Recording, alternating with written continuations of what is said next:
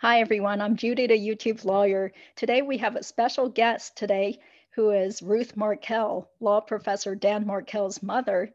And she is coming in to us from Canada, Toronto, Canada. And just to give you guys a little bit of background information about Ruth Markel, she is a noted author, public speaker, and the president of R&M Enterprises, a leading management consulting firm. She's worked in senior management positions in both private and public sectors for the past 40 years. She has also lectured on issues concerning negotiation and advancement in organizations at the University of Toronto, the London Business School, and Toronto Metropolitan University, which is formerly Ryerson University. So she has made several TV and radio appearances and published 9 other books in addition to her upcoming book called The Unveiling. So let's welcome Ms. Ruth Markel to the show. Thank you, Ruth, for being here. Thank you so much, Judy. It's really a pleasure to talk to you. I've seen you on some of the other programs, and it's great to be here. Okay, well, it's wonderful, especially after reading so much about your son and how accomplished he was. I'm sure our viewers are looking forward to hearing more information since you are his mother. So can we start out by talking a bit about your family and personal background? Sure. Okay. And where are your ancestors from and how did they wind up in Canada? Well, that's a big story. First of all, I'm living in Toronto now. Danny and our family, we all lived in Montreal until Danny was about 5 years old, and then we moved to Toronto. My ancestors are, I'm born in Montreal. My ancestors are actually from Lithuania, not far actually from the Ukraine now with the circumstances. And my parents came over in about 1930, and that was a very difficult period at the time in Europe. So many families, Jewish families in particular, send over either 1 or 2 of their children to avoid any really persecution in Eastern Europe.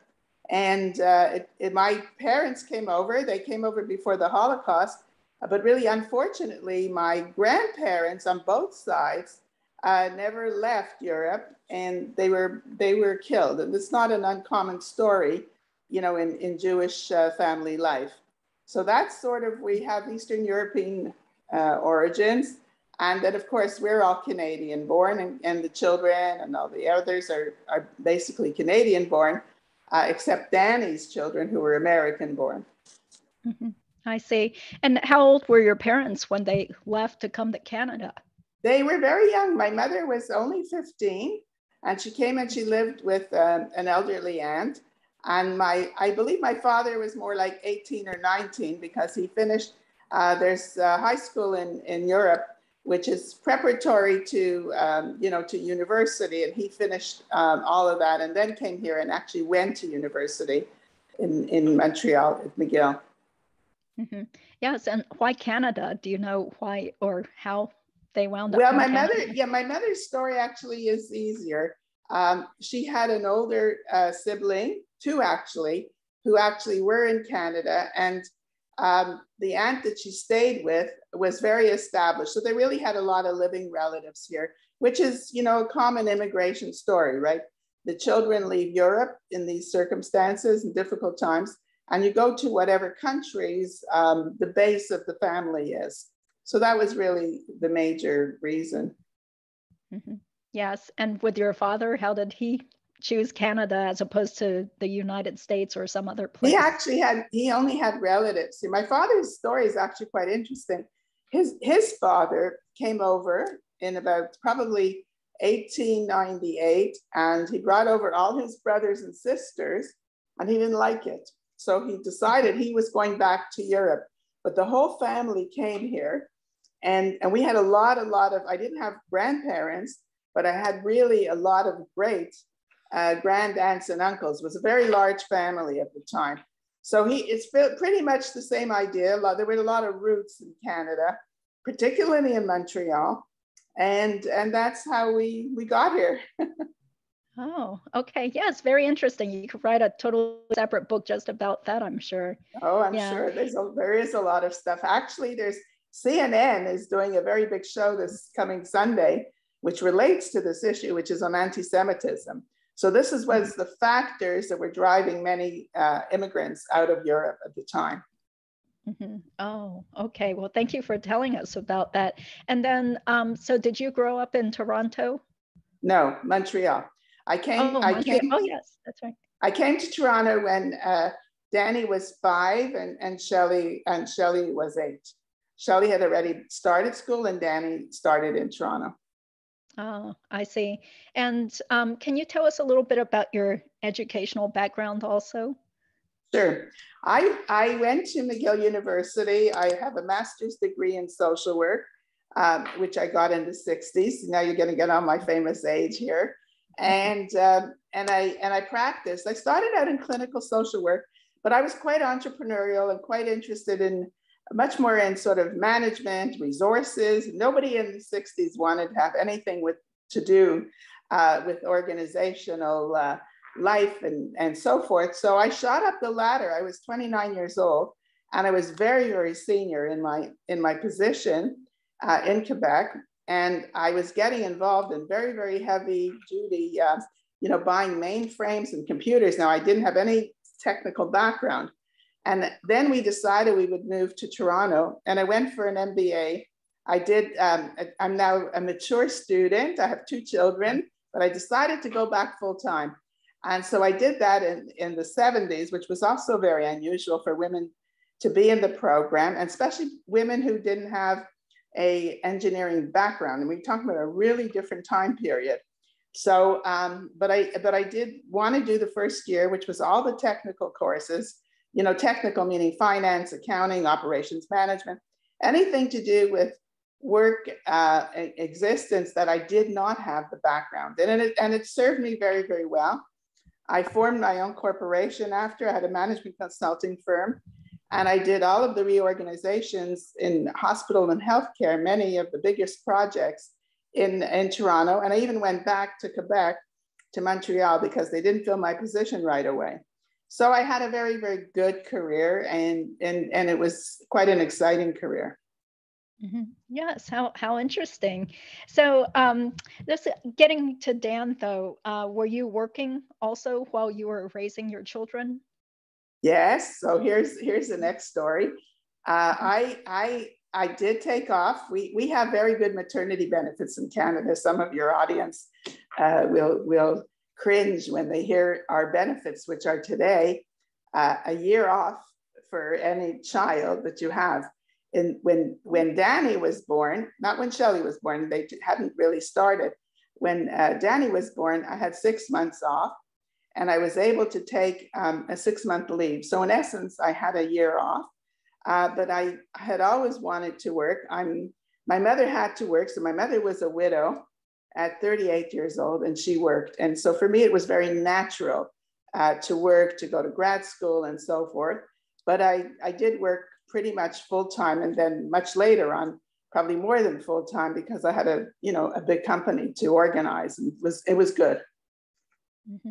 Oh, okay, great. Well, can you tell us more about your son Danny's childhood and his personality? So I always say this, a lot of people are going to be very surprised. So Danny was Dennis the Menace when he was younger. He was not serious. He didn't have a serious bone in him. He was a preschooler who loved a stepladder, a mop, and anything to do with sort of big items that he could move around and have.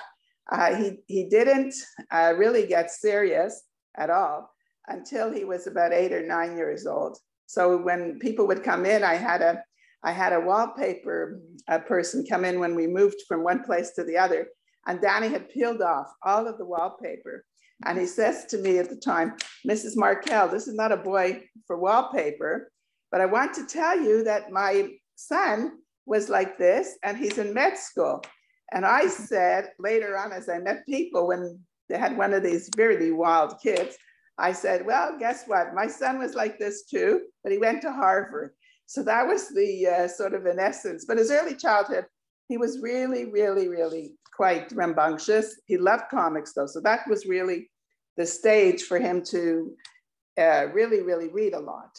And that's how that part of it started. Mm-hmm. I see. Yes. And what was his relationship like with his sister? I assume Shelley is at least a couple of years older than him. She is. She's 3 years older. And he respected her. He loved being, I think, the younger brother. And she really, she really sort of, I don't want to say she took care of him as in care, but, she would say she did his shoelaces, she had extra responsibilities, but the 3-year difference was quite substantial in the sense that when Danny was young, she was already in nursery school. We have different things we call things today in terms of the schooling. And so she was out of the house most of the mornings when he was very, very young. And he was very excited for her to come home. Shelley, he kept on calling out the window and waiting for her to come. And really I would say that was in essence his whole life, like where she took the serious responsibility of, when we traveled or different things, she had to close the lights. She knew what to do. And Danny was very, very good at it, but he didn't take it on until he was much older. Mm-hmm. I see. Was he always a good student? Well, it's a funny answer. He was a very good student when he was older. When he was younger, he was a good student. He had the highest marks in grade 3 that they did an aptitude test in his school. And they called me in actually. Why is he only getting an A or an A minus? This is sort of, so I said he needs another year to simmer down. I would say it in about 10, when he was 10, he really just, shot up the ladder. He was like way, way better in his language development, his problem solving, his curiosity, like everything about him just really, really gelled as he just got that little maturity more. But he was a good student. He almost had, I would say, close to a photographic memory. So I don't know if you played ever with trivia. Do you remember the game's Trivia Pursuit? Oh, yeah. He practically memorized every card, and he would beat all the kids, at his any kind of games when they played. And he was fortunate, and he had very, very good talent in writing. So he didn't have to work. He didn't work hard in school until law school, to be honest. I used to tease him. You don't get to the Olympics, and there's a little bit of practice, not just talent. But he was fortunate, really. His writing was excellent in terms of academic writing, but daily writing, like he could write for the USA Today, which he did do, and had a full range of writing skills, which helped him. Mm-hmm. Yes. And what kind of schools did he go to when he was a child? Did he go to private schools? Yes, he went to private schools. And then afterwards, in grade 10, he went to a public school in Toronto. And he knew he wanted, so his choice of schools is really important. He only wanted, I should say, from the time he was about 11 or 12, he knew he wanted only go to Harvard, Princeton, or Yale. So this was like his choice, and he already had planned it. But what was really significant at that time, first of all, it was much harder for a Canadian student to get into the American universities.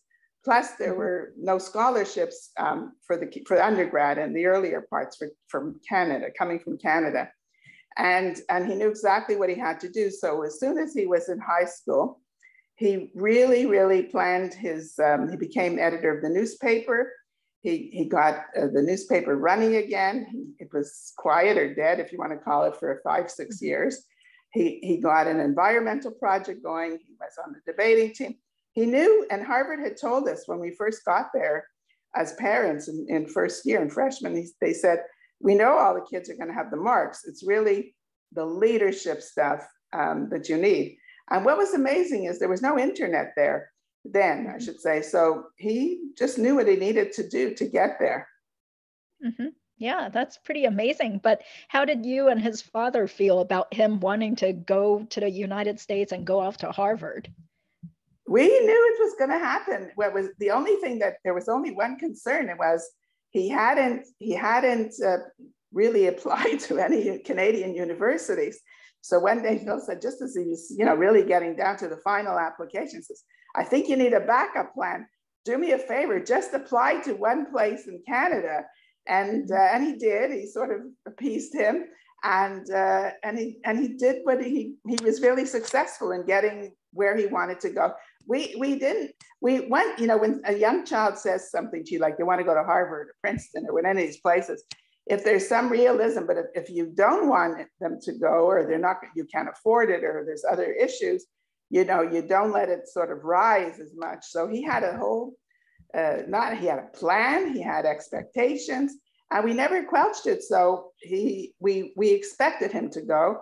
And truthfully, he left very young. He left by 18, and he never came back to Canada really to live permanently. So his whole life was, American. I see. And yeah, so after he went off to Harvard, then it sounds like he also lived in the United Kingdom, right, to get his master's degree. And well, he went, Israel. So he finished, so he would have stayed in university his whole life, right? This was the point. So after he finished Harvard undergrad, he went for one year in Israel for a fellowship, and then he went to Cambridge, England, and he did get another master's degree. And then he came back to Harvard Law School in Boston, and he stayed there, and he finished, and then he clerked, and then he worked in Washington. Yes, and then so he wound up in Tallahassee of all places. Yeah. Well, you know what? He wanted to be an academic. When he was working in Washington, he would always say that at one point that he wanted to be a dean of a university, of a law school, which would have been, 10 or 15 years down the road. But he was very, very flexible. Dan, he lived in New York, he lived in Boston, he lived in London, England, he lived in Arizona. He worked because of the clerking in San Francisco. He made friends all over the world, and he stayed connected with them. That was his major sort of skill and life skill, really. And he always called them, and he had, a whole community of friends. So he kind of was very flexible to be anywhere. I see. Yes, I remember, I think his friend Jason Solomon basically said that too, that Dan was the great connector. He made friends everywhere he went. He put people in touch with each other. He kept in touch with everybody. So, but then how often did you see him though, especially after he moved to Florida? We saw him frequently because he was Danny's, just this whole point, we're talking about staying connected. He loved the community. He loved coming back to Canada. So right now I'm in what we would call our vacation home, which in the wintertime has skiing, and in the summertime has, leisure activities, recreational activities of tennis and swimming and so forth. And he would come back every year for a month. Because don't forget, as he was, moving towards academia, there was more flexibility in the summertime. And he came back for all of the Jewish holidays, particularly Passover, where he came to Montreal, because we had a large family there still. And then we would go visit him. So we saw him a lot. And then we also went to New York. He was frequently, let's say if he was working in New York, we visited him in New York. And he would come from New York to Montreal or Toronto. We saw him a lot. It was not what you would call the typical American, come see your family on Thanksgiving. So it was very much more visiting. I would say in that respect, he had still a very kind of Canadian sort of value system of coming home and seeing everybody all the time, frequently. Oh, that's great. Well, did he also bring his children on these visits, or? Yes. More just him? Always. The only thing where he changed, so as the point of having the children, he didn't like snow anymore, Dan. He used to tease him. I used to say, come and let your children experience winter. And that was no more in the cards. He got very used to warm climates, which Tallahassee in the summertime doesn't get hotter. He lived in Arizona, he lived in Israel. And I used to say, how do you manage it? It's 110, outside. He says, well, it's okay. And if, with the children, he would take them at 6 o'clock in the morning in Tallahassee to the park. So he really worked around both, you call it the climate, the temperature, and his lifestyle. Mm-hmm. I see. Yes. And can you tell us also a little bit more about what he was like as a father to his children? I think of all, as we were talking earlier on, he had tremendous academic achievements. He had tremendous publishing success. To me, the greatest thing about Dan was his how he was as a father. And he loved the kids, and he was very, I think because he still had such a strong child in him, really. Trader Joe's came to Tallahassee, I'll give you an example, and they just opened up there. And I don't think the boys were older than 4 and 3, if that. And he let them go free in the grocery store towards the cereal boxes so that they could have, all these new choices. And it was hysterical. In fact, I figured every box is going to be on the floor within 2 minutes, but they were a little more disciplined than he was. But he loved the kids. And also he put up their paintings across his living room. He took an old fashioned, if you remember when you would hang up laundry, and most people can't even remember that because everybody had to dry it, but an old fashioned rope, and he would hang their pictures from the center of the room. And one time I teased him and I said, I think you have a new decoration here. It's called preschool decor, because you would just walk in and everything was there. And in addition, if his kids were listening to one of their songs in the car, you couldn't talk. There was no adult conversation. So the children were really he was on a pedestal as a father, as far as I'm concerned, but they were definitely treated royally from the attention and the love that he gave them. Mm-hmm. Yes, I think I also heard that he would often show pictures of his kids to his students or flash them up on the big screen. So the students had to know what was going on with his children first before the class began. So I'm sure that's true. And the truth is he was a little bit very overactive, maybe on Facebook. Don't forget, Facebook just came out at that time. Mm-hmm. And if they were in the park, there were at least like 50 pictures, following the visit. So he was a fan of social media also. He started Prof's blog. So the sort of his interest in the whole issue of availability of social media was very much a part of his personal life at a great length, and also his professional life as well. Mm-hmm. Yes. And so I showed you some of those comments or proposed questions from some of my subscribers, and one of them wanted to know more memories that you have of Dan that maybe hasn't been told to the public yet. So is there any other, very important memory that you would like to share with people about him? Well, I have really very beautiful memories of him. I mean, the strongest memories are of a different kind. They're really the things that I try to express that nobody can imagine, which is his early childhood. When he would wander off. Once we went to, I wasn't actually with him, was preschool, 5 years old. He went with Phil and Shelley to the mall, and he hid, in a picture like Macy's, a big department store, and he hid in one of these shirt racks that you can put your body through, and Phil couldn't find him. But because he was drilled, I knew I was in a new city. He was only there for 2 weeks in Toronto from Montreal. He was 5. I drilled him on the our new number. And he went to a candy kiosk, and he said to the lady, he said, I need to call my mother, I'm lost. So he called me, and I said, where are you? So he told me, I'm in the candy kiosk. So I went and I got him, but by the time, Phil, I think, had a heart attack by that point because he couldn't find him. And then we had to go back and search him. So these are the memories. They're very unique memories, and they're very particular to Dan.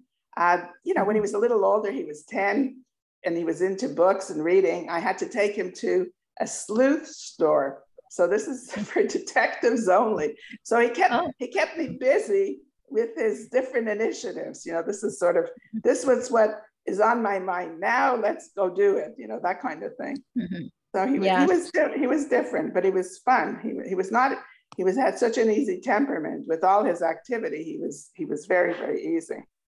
Mm-hmm. Yes. And is it true? I thought I heard somewhere that people gave him stocks for his bar mitzvah gift because he liked stock trading.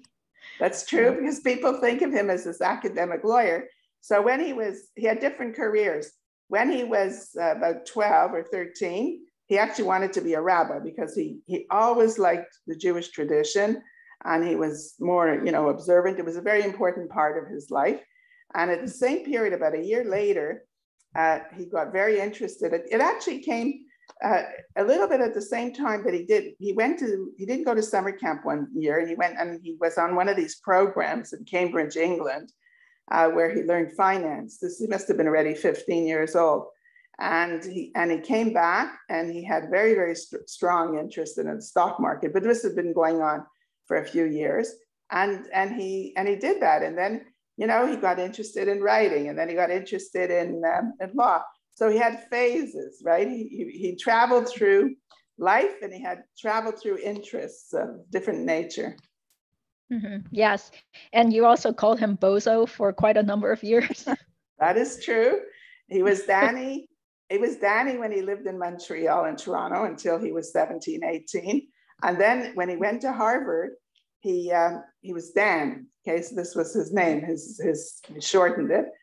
But his nickname from when he was younger, because I told you what he was a character, was Bozo. But he would call my office and say Bozo called, but he wouldn't say Danny anymore. That was where he was quite unique. Okay, well, that's quite funny. Yeah. Well, just moving on, since of course we also want to cover your book and tell everybody out there that the book is available for pre-order at Amazon.com. Can you tell us a little bit about what prompted you to write your new book? Yes, I certainly could. Well, this is the sadder part of our whole story, as you know. We looked at the tragedy, and as the tragedy unfolded more, at the very, very beginning, I'll start at the beginning. I started to keep, I would call it a record, not a diary, a record of all of the different things that were happening to us. It was more like a chronological event sort of record. And I wrote books before, I think you know this. So this is my 10th book. So I already was in the habit of kind of looking at things and throwing them, thinking about a book early, but not the book that I ended up writing. So the book is called The Unveiling. It's a mother's reflection on murder, grief, and the trial life. And the reason I called it The Unveiling is twofold. The unveiling in the Jewish religion is a ritual that happens, the person is buried, and you can have a ritual of when the tombstone is put on the graveside, you have an inscription on the tombstone. And after that, they keep the tombstone writing hidden with a cloth. And the cloth is there until there's an actual service of where people get together and they have a religious service of lifting the cloth, and it's called an unveiling. Now, why I chose that title first from a personal reason was, prior to that, I was sad, I was in a daze, I was in shock. But when the unveiling happened, I really started a grief tragedy, the whole journey of being in deep, serious grief. And it's a little bit, like the expression, the nail in the coffin, which really did it for me. And so that is one reason that I chose the title, which really talks about the book and the grief. And the grief is the first big part of the book. The second part is, and the most important part for the public, is that this is a sensational case. I think you can know that. There's been a lot of media. It's been 2020, NBC, and a phenomenal series with the podcasts and so forth, and all your interest now and so forth. So there's high interest. But the point is really behind this sensational interest and so forth, there's a family who's suffering. And the whole point of the book called The Unveiling is to show to the public what it feels like to be a victim, what it feels like to go through the trials, what it feels like to learn about a murder, which is terrible, what does it feel like to see the perpetrators in front of you in the room? And so the book really exposes the reality of the tough victim experience, because everybody else is distracted with the criminal story, with the other aspects. And here we have a lot of people involved. It's a conspirator case and so forth. So the idea here is to really show the victim experience. And right now, as you know, the shootings in the States, this is not, we're not by far the only people whose lives have been shattered. There's so much suffering from the pandemic. 1 million people have died. So there's a lot of loss going on. And the idea really is to show that, you experience the grief, experience the loss. And then another part of it is to have the courage to redefine yourself, okay, which is one of the things that we did with the grandparent legislation. We were very successful to get, a big piece of legislation passed in Florida. And that's what I worked on. So my story is from grief, to advocacy, to promise, and to outcome. And there's a message there for many, many victims to, don't get yourself lost in the loss. It's going to take you a long time, and there's no rush to get out of the loss. And even if you have a successful outcome like we did, you're still going to feel the grief. But one of the groups that I really, people ask me, who influences you? I think Mothers Against Drunk Drivers. Okay, when you think about what they have achieved, now they're doing drugs, right? What they have achieved is just phenomenal, and that's sort of where I want to be. That's where I want to talk about the book, in the sense for the victim can find a new life, and it doesn't mean you're losing anything else, because the grief is not going anywhere, and that is the purpose of what the book is about. And I hope your readers will go and get the book and order the book. Yes, exactly. Do you know what date it's actually going to be out? Yeah, it's getting closer, September 20th. Okay, so great. It can be pre-ordered now on Amazon. It's really around the corner now. Yes, I'm looking forward to it. I already pre-ordered it weeks ago. Oh, thank you so much. That's so wonderful. Yeah. So how about the process of writing the book? Did you do it all by yourself, or did Dan's father or your daughter help you write it? No. It was a solo project in that sense. I did have some initial help. Remember now, so I'm writing as a way of probably coping and filling a void. And then I had the pandemic. So I would find another project if it wasn't the pandemic. But the pandemic in Canada, we were much stricter than in the States earlier. So like you're really in a lockdown environments. And so I had that quiet, which I needed to write the first part, believe me, environment. But the point is, I had some help. So there's a formality of presenting a proposal that goes, through the agent to a publisher. And it was in the first phase, nothing to do with the book writing, but the initial. I did have somebody who worked with me, and that was very good. And then I was really hoping later on that I would use other resources, because it's a tough story to write, to be more interviewed and so forth. And then I really just started writing, and it was hard. The first 3 months, it's a very hard thing to do, because you're writing, every time you dig up old wounds, you're, really, really starting to face the sadness and the scars and so forth. So the initial phase is very, very tough, but I did it on my own. I had, good editorial help along the way here and there, and I had other people who knew the case well, and I would, have them check it in, because there's detail. And the second part of the book is all about the trial life. So I wanted to make sure there was accuracy, or enough accuracy in that section. I see. Yes.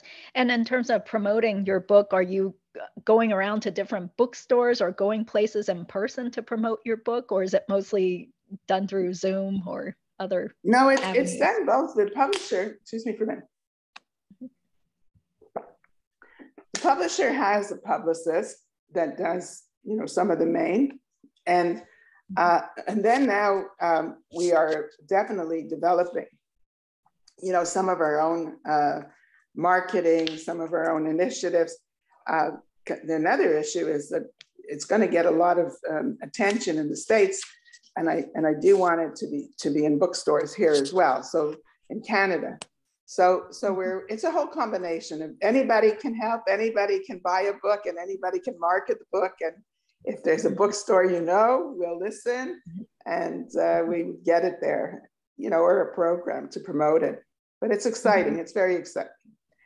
Yes. And since your son had so many connections to different cities, can you imagine, like, if you could go to Cambridge, Boston area bookstores, to do readings, or go down to Florida, do book readings there, or I hope so. I mean, I hope that's the going to happen, and we have some invitations already, and sure. And then there's also, there are the salespeople from Simon & Schuster. So it's Post Hill Press who actually are the publishers, but Simon & Schuster sales force, let's call it, do the distribution. Okay, wow, that's great. Yeah. Let's see. So would you like to we'll switch gears again, because you did want to share some advice from your experiences being involved in the criminal justice system, and share advice to people who are also victims of crime. For example, how were you treated by the prosecutors or the investigators? We were treated, there's different phases. So in the investigation, nothing happened in the case for about 2 years, all right? So we worked with law enforcement alone. There's no prosecutors for about 2 years. We worked with the Tallahassee Police Department, with Craig Isom. We worked very closely with Pat Sanford. These are also witnesses, right, at the trials, and from the FBI. And they were the major, contacts with us. And also the Tallahassee Police Department has a victim liaison, which is the person who sort of works with the family and sort of keeps the family, up to date on any new issues or so forth. But till the first year, when there was a major press conference, anybody who's done their history on this knows, that was when it was announced that they were going to be looking for a Prius, right? So that was, the first period was really quiet, and it's hard because you're in a period of uncertainty as it is, but when there was nothing happening, and we went, from nothing to sort of the arrests happen, and the whole shift occurs. So at the time when the arrests started, the Tallahassee Police Department said that soon we'll be transitioning to working with the prosecutors. It's like somebody's taking care of you. I don't mean this in a bad way, in a positive way. So the victim has, like somebody looking out for you in a kind of, let's call it, I don't want to use the word parental, but to somewhat you're so vulnerable, it is maybe parental. So the TPD is, your first cushion. And then we were transferred to the prosecutor's office, who also has a separate victim liaison person, who then became our contact, and so forth. So we had, very, very nice support from the law enforcement and the transition to the prosecutor's office. I see. And did you have to make multiple trips, throughout this whole process in the last, let's see, boy, I guess the arrest happened more than 6 years ago, right? So right. Have you had to make tons of trips down? We didn't come to all the hearings, but there were several trips that we did make, which were in addition to, let's call it, what you see at the trials. We had some meetings on some occasions, and then attending the trials we had at the very, very beginning. University, the law school, did a fantastic memorial for Dan. We had the terrible job, though. There's another side of all this, right? We had to clean out Dan's house. I mean, this is like, there's trauma. You have the trauma of the murder, but you have the trauma of being responsible to clean out your adult son's home. And that is really tough. So we had to come back for a few things, and we did come back. And then after that, there were definitely the trials and postponements. If anybody followed this, there was about 5 or 6 times that there was continuances, and so you're really living in a roller coaster lifestyle for several years. Mm-hmm. I see. Yes. And were you there the whole time for both trials? Yes, we were. We were there the full 3 weeks the first time, and just now in May for the full 2 weeks. Oh, I see. Yes. Was it very stressful or physically exhausting also just to be sitting there nonstop? The first trial was much harder than the second one, because the first trial, I mean, you can't imagine what it feels like when you see the people who have murdered your child, your son, to me, still my baby, right? And they're in the room, and you have to, confront that. And then you have also the witnesses, where you want to make sure, like, somebody who's a witness is credible and so forth. So that the first one was much harder, and Garcia's trial was a little simpler in only one way, that the evidence appeared cleaner to making the jurors having a judgment about it. Like as you know, Catherine's first trial was a mistrial, and that was difficult too. That was because we didn't, have the idea and preparation, for a mistrial. So that was hard. The first one was a much more difficult experience. The second trial now was not as difficult for many reasons. One, we had heard some of the evidence before, and you sort of acclimatize. I don't acclimatize to 2 or 3 things, which is I never stay in the room, and others might. As soon as they start at the beginning, from the autopsy report, the medical examiner report, it's almost a half a day. And in both trials, I don't stay in the room. It's just too painful. So those are, within the trial itself, there's some very, very, difficult moments. It's not easy. This is not for sissies. This is really a hard job. Mm-hmm. I see. Yes. And so was your role there mainly to give the victim impact statement, or were there other things behind the scenes that you were doing during the trial? No, we're active. There's a very interesting piece of legislation. It's called Marsy's Law, MARSY' law. It's a law for victims. It's a victim's bill of rights. It started out in California.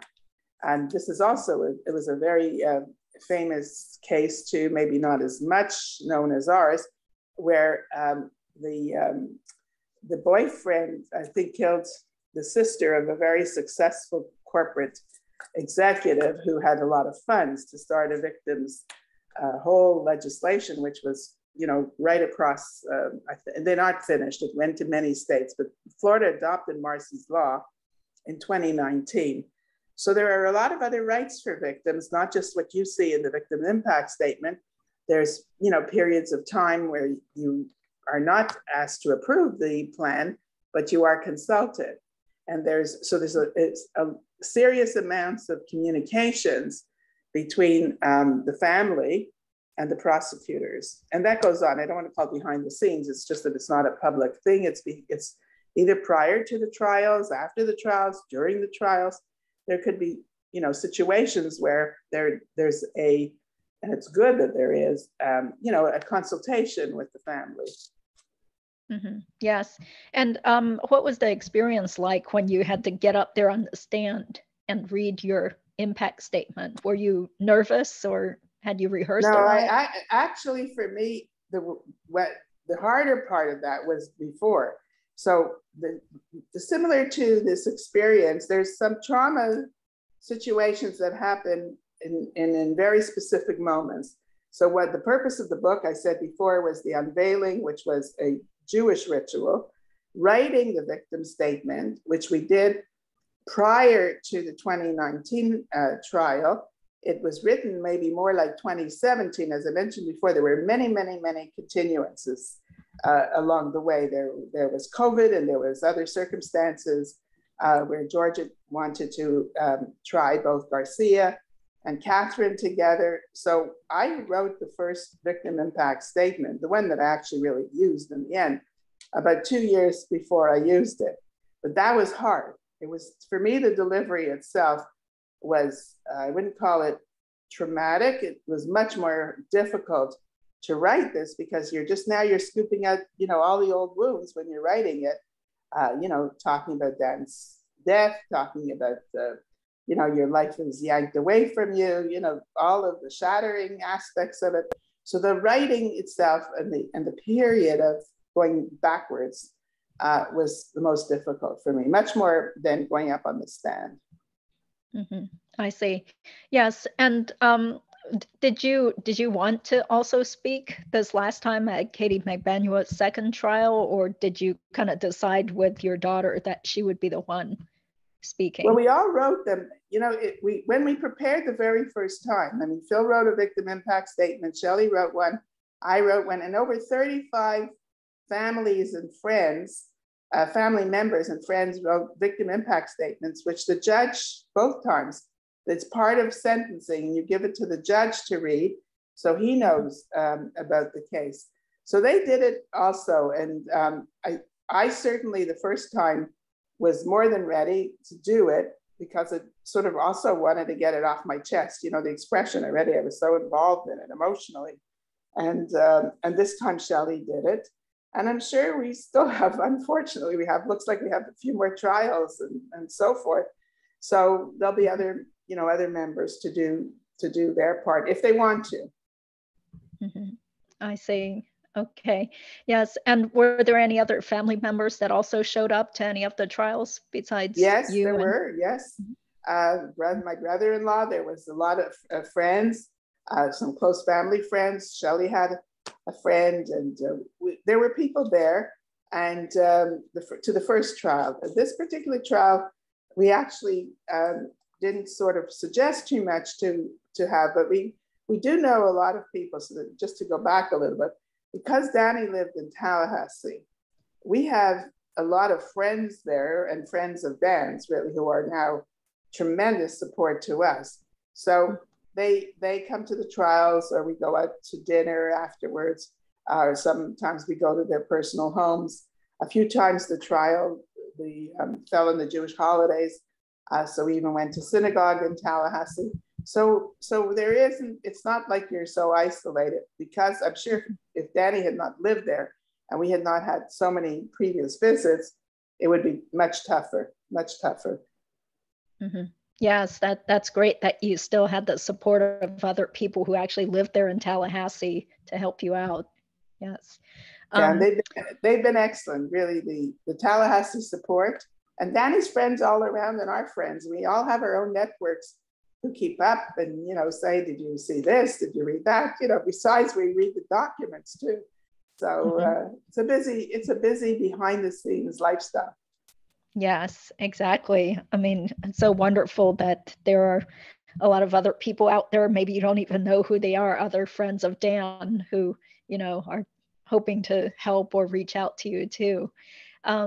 Yes, getting to some of the comments from the other subscribers, there was one person who wanted to know how your faith offers you strength, and she also wanted to let you know that your whole family is in her prayers. And then there was another person who asked, can you share some words of wisdom or coping skills on how you dealt with the loss of your loved ones or loved one? Yes, so the idea of faith is important. We have different practices in our faith. Some of them are observances related to the Sabbath, which is the Saturday. Some of them are related to kosher food, and we have a lot of rituals related to mourning. And I would say I probably will do most of those in the most observant way, which means, and part of that is visits to the cemetery. So I just back up a little bit. I personally get, and this relates to the second part of the question, where do you find solace? Like where is the moments that you yourself find the quiet period or the thing that works best for you. So I basically do go to the cemetery fairly frequently. The cemetery where Danny is actually, it's an amazing, beautiful place. Like in Montreal, it's a really old-fashioned cemetery where my parents are buried, and the sort of graves are one on top of each other. There's very little, places to walk. Where Danny is, it's a much more a beautiful site, and he happens to be buried on the outside, and people have put benches along the cemetery. So if you want to have a moment of solitude, you can really have it. And so for me, that's how I get my best, emotional, personal support and so forth. And I do observe.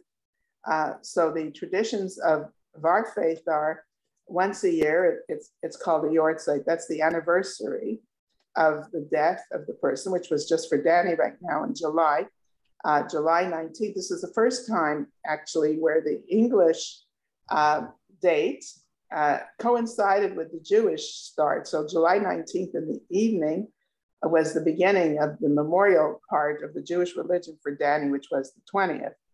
And so that's part of one of the things that I do. We also have special memorial prayers, which we do 4 times a year in relationship to, that's called Yisker. It's another special time of services related to all the issues related to mourning and, and annual practices. So I would say that's where I have my faith more so. Other people might go to synagogue, like you go to church on a very regular basis. I probably do that less in proportion to, some of the other activities or events that, pertain to practice. In terms of advice for other families, I say take your time. And this is an important message, take your time when you want to think about doing something, for the other person. Similarly, we just did the grandparent legislation. I think that's a very big thing. Many families want to do a foundation. They want to have an annual fundraiser. They want to do so many things. And it takes them a long time till they sort of mobilize themselves. And I say, take as much time as you need to do those activities, but then try. And this is a try. This is not do. Because I could say do something and there's no do in grief. But then I have an expression now, which is try not to get lost in the loss. So lost, L-O-S-T, in the loss. You see what I'm saying? The L-O-S-S part of it. And if there's any way, that you have the courage and create the courage to try to help yourself, because you have to redefine yourself. It takes time and whatever supports you need. And I say, take everything that works for you, whether it's meditation, whether it's sleep. A lot of people have sleep disturbances, PTSD. I mean, you can name the whole list, right? And really just, use whatever you need and take whatever you need and give.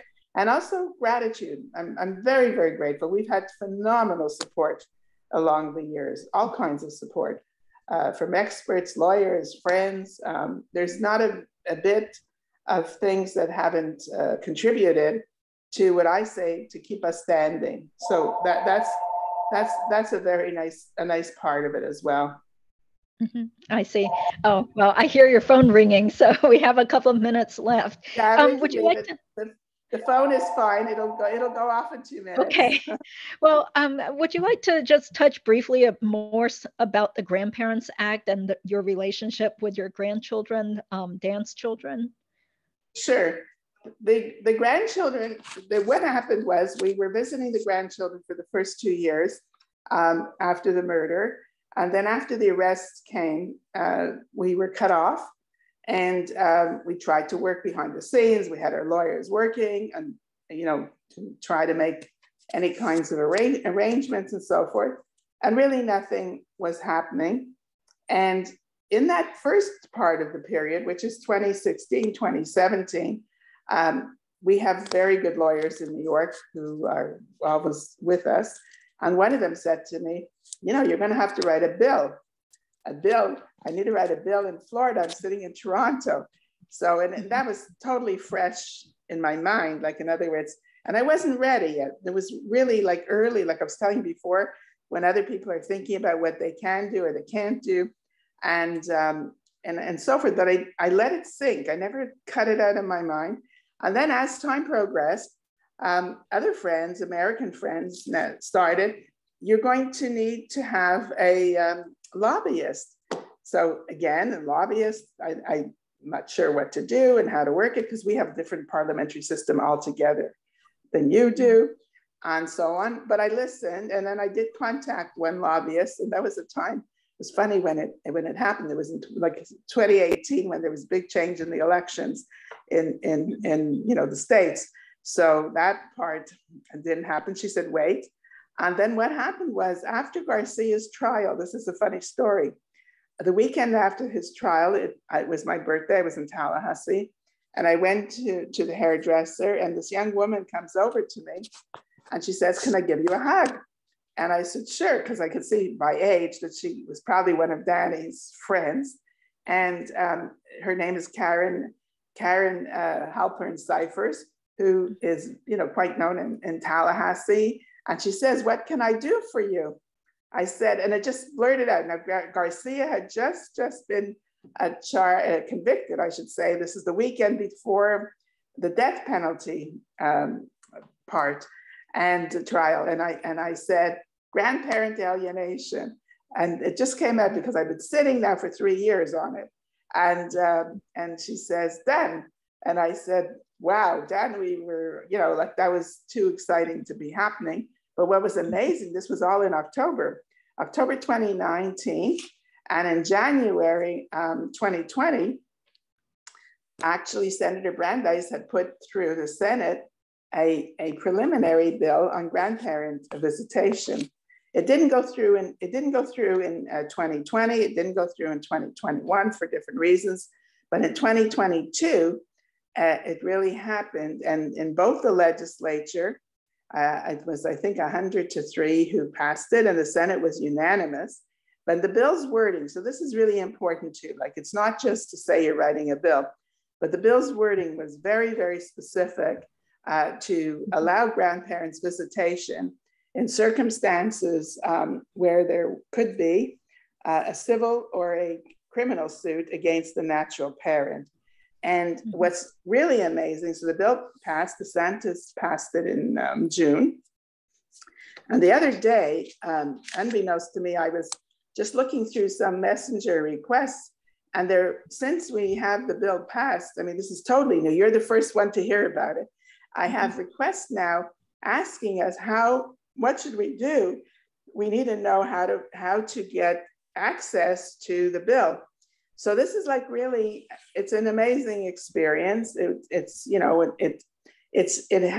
helps really, it doesn't change the grief, but what it really does do, it gives you and families and others, and that's why I keep on saying to do what you want to think you want to do. It gives you the courage to fight the trauma. And that, I think, is what the bill did, certainly for us. And this outcome, which is not really for our benefit at all yet, it's available now to many, many people living in Florida. So that's the most exciting thing I can honestly say that's come out of this whole difficult murder story. Yes, exactly. Yeah, well, there were some commenters in the past who were asking, oh, so this is great. Now they get to see their grandkids, but it doesn't actually apply to your situation. Not yet, no. It has to be, so the way the bill reads is there has to be the one parent who's deceased, and in this circumstances, and then the other person has to be charged with criminal or civil suit, and maybe convicted. But the charge is enough to start a process of, going to a judge and so forth. But we're not there. No, we haven't done either. And so there's just, opportunities to use still other voluntary, times to get some access. Yes. And you said in a previous interview that you were able to see your grandchildren for less than a day back in April, right? Before Charlie Adelson was arrested. Yeah. Correct. So what happened was, and so if you remember, because we're all working with dates, in February of 2022, Catherine McBanna was supposed to have her trial. When that was canceled or continued, I use the word canceled, but because continued to me means it should be, stop. It should be on. Yeah. But when it was postponed to May, at that point, and the grandparent legislation was getting very, very successful. So there was like a timing of two things. We did get an email from Wendy saying that she was having a bar mitzvah for her son, her oldest son, who would be turning 13 in July. And she wanted us to visit. And that was going to be for May the 14th. The new trial was May the 16th. And, so she had wanted to have maybe some contact with us just before the new trial. Anyway, and what happened was, as we were talking through email back and forth, I said, it would really be nice to have an in-person visit with both Benjamin and Lincoln, because we now have waited 6 years. We haven't seen them. They wouldn't even know who we are. If they suddenly, saw us in a general audience in a synagogue or wherever, they were little, young children. So anyways, so I asked her if we can go for ice cream on the day before, like the Friday before what would have been the bar mitzvah on the Saturday. And she said, yes. But then she wrote back, look, if you want an in-person visit, come in April. And we grabbed it. We took a plane and we left Toronto early, like 6 a.m. We went and we met both Benjamin and Lincoln after school, like, pretty close to their school ending. And we had a great, great visit. We got back on a plane to go to Toronto. The plane was 9 o'clock at night. And we both arrived in Toronto, maybe 1 a.m. or so. And then 6 o'clock in the morning, I get a call from the FBI, Charlie's arrested. So all in 24 hours, we had this major 2 breakthroughs in, one 24-hour period. So that's what we did. We saw the children. And unfortunately, we were disinvited to the bar mitzvah after the arrest. We hope that we will have more opportunities. I did ask for a Zoom call for Shelley's children. I want all my grandchildren to see what they look like, so it's very important for Shelley's children, who are big kids now. They're like, 22, 19, and 16, to see their cousins. So they all have a very, I'll call it a grown-up sort of face recognition of what the other cousins look like. And that happened also. So we're going to keep, keeping all our eyes and ears and hands open to create the opportunities, for further contact. Mm-hmm.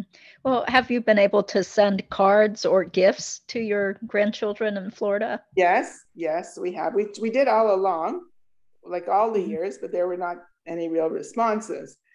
Most recently, I sent a gift for the bar mitzvah. Shelley had sent something from her family. We still have other gifts that have to be acknowledged, but we did get some certainly answers to some of the most recent gifts.